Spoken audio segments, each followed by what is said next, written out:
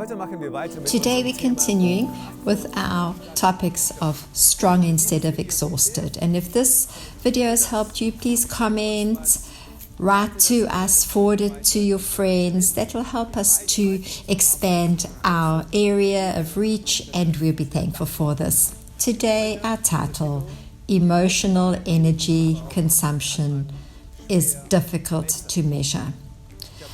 I've had a lot of talks in my work with spiritual leaders, with leaders in all areas of life, in our church and also in other countries, in other churches who are working there.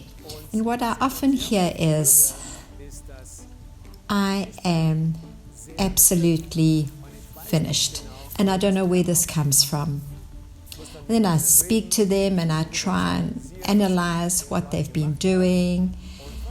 And what one finds out is that over a long period of time, they've been neglecting different areas in their lives. And today we have a word that we often hear is burnout, or I'm finished.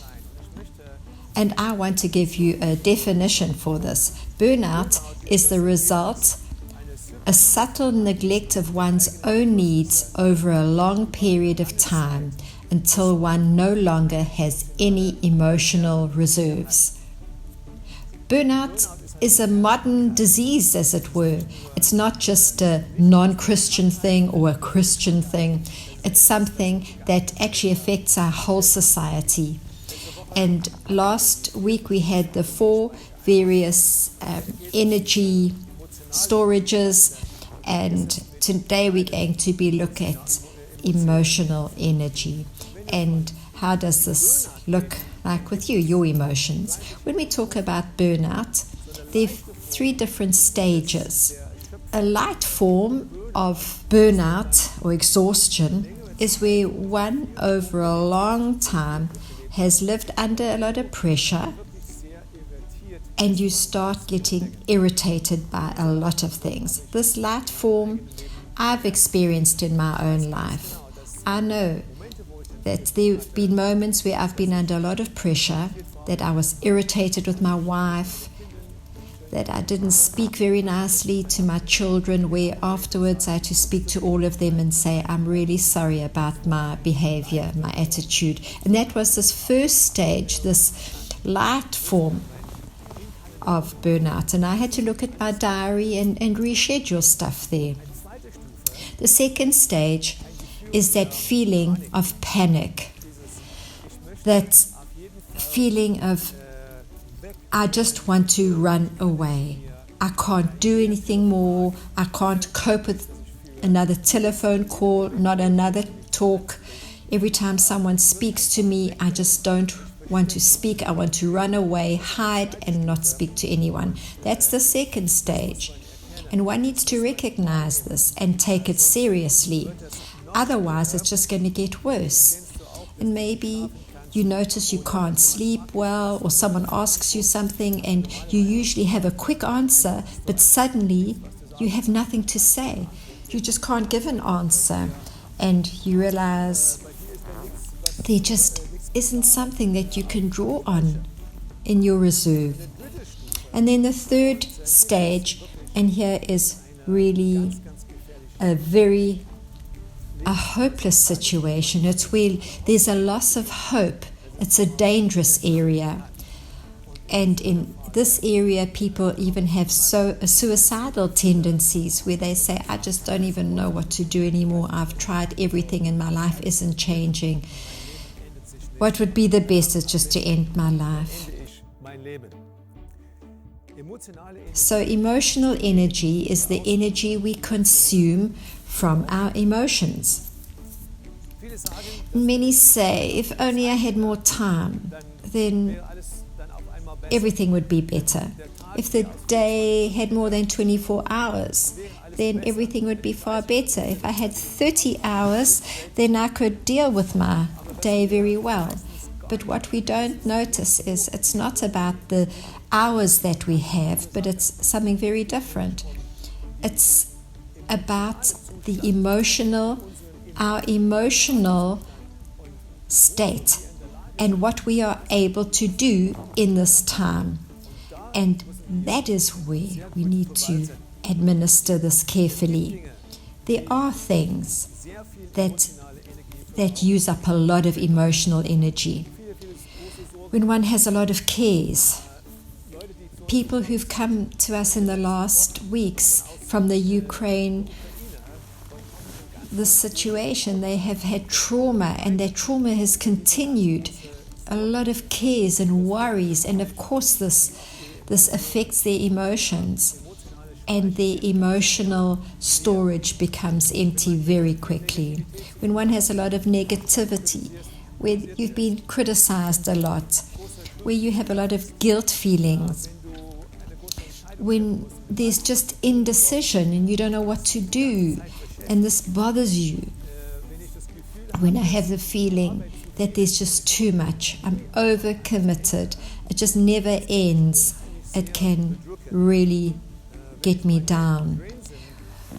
When I have a lack of healthy boundaries, where these boundaries aren't healthy anymore, that can cost a lot of emotional energy with me. And when I look back on my life over a particular month or phase where I continually had negative reflections, this also used up a lot of energy. And when you recognize some of these things that I've noticed in your life, you are at danger if you're still living there. And what I've been saying is what you need for your life as a solution. And so what you need is to refill your emotional tank. We use up emotional energy in every area of our lives, in every occupation, regardless of whether you're a mother, a father, a student, or whatever. You are using up emotional energy. Yeah, so maybe you living at the place where you are in full-time ministry, working with people all the time, and I would say that you're even more at risk than many others because you have a lot to do with your emotions.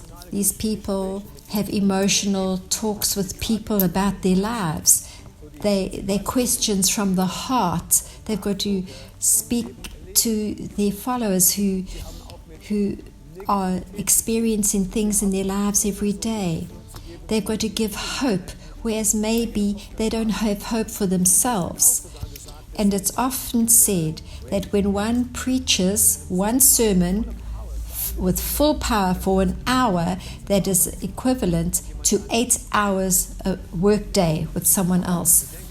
And we don't realize this. We just think, oh, well, it'll be fine again. We'll recharge again. No, we need to look at our emotional energy storage and work on this, administer it, and do something about it. We're not alone in this area. We can see examples in the Bible where people were exhausted, and Elijah's a good example. He had an amazing victory, and a short while afterwards we see where he's saying, God, I'm finished. Please just take my life.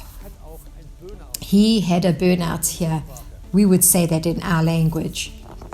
The problem is, of course, we can't measure this emotional use. Not the same as when I'm jogging 5 kilometers or so and I can look at my watch and see how many calories I've used up.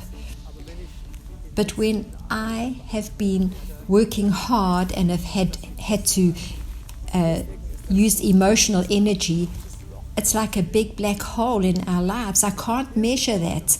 And that's where we need help to replenish this storage space. It's difficult to measure. It's an area where we need counsel, where we need to ask those around us, how do you handle this? Help me. Do you have a good tip how I can do this better? In the next 2 weeks, I'll be giving some more practical tips how we can fill this emotional energy storage. Jesus recognized energy usage. We see in Mark chapter 6 verse 30 to 32. The apostles returned to Jesus and reported what they had done and taught. And Jesus then said, "Come, we will retire to a solitary place where you can rest." For there were so many people around them all the time that Jesus and his apostles could not even find time to eat. So they went by boat to a quieter place. Jesus, he knew my disciples need this time of rest. They need a solitary place where they can once again fill up this energy storage. My question to you today: have you identified your emotional needs? You are an emotional person. You have emotional needs. Secondly, are you doing enough to fill your tanks? As I said, in the next 2 weeks, we'll have more practical ideas and tips about this. And then thirdly, write a date in your diary where you can retreat to reflect on this important question. And when you do this, you will avoid being a burnout victim.